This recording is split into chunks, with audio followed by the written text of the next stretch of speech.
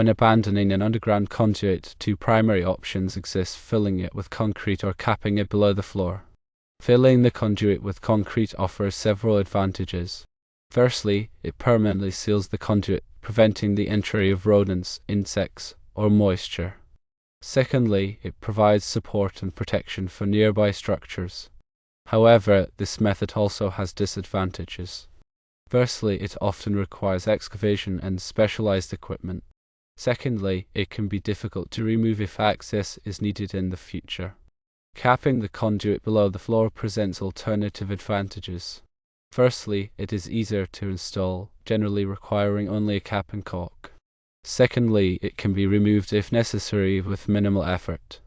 The disadvantages include: firstly, it may not be as effective at sealing the conduit, potentially allowing entry of pests or moisture. The recommended approach depends on specific circumstances, considering factors like location, conduit size, and future access needs. If the conduit is large and located in a high traffic or sensitive area, filling it with concrete provides maximum protection and ensures the conduit does not pose a hazard.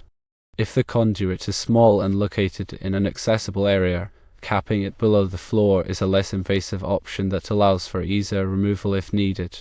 If choosing to cap below the floor, the procedure includes these steps. 1. Cut the conduit just below the floor surface. 2. Smooth the cut end of the conduit using a file or sandpaper. 3. Apply a generous amount of electrical caulk around the cut end and insert a suitable cap. 4. Tighten the cap securely and seal the gaps with additional caulk. It's important to always follow local building codes and consult with a licensed electrician for any electrical work. Always ensure the conduit is disconnected from all power sources before abandoning it. Clearly label the abandoned conduit to prevent future confusion or accidental damage.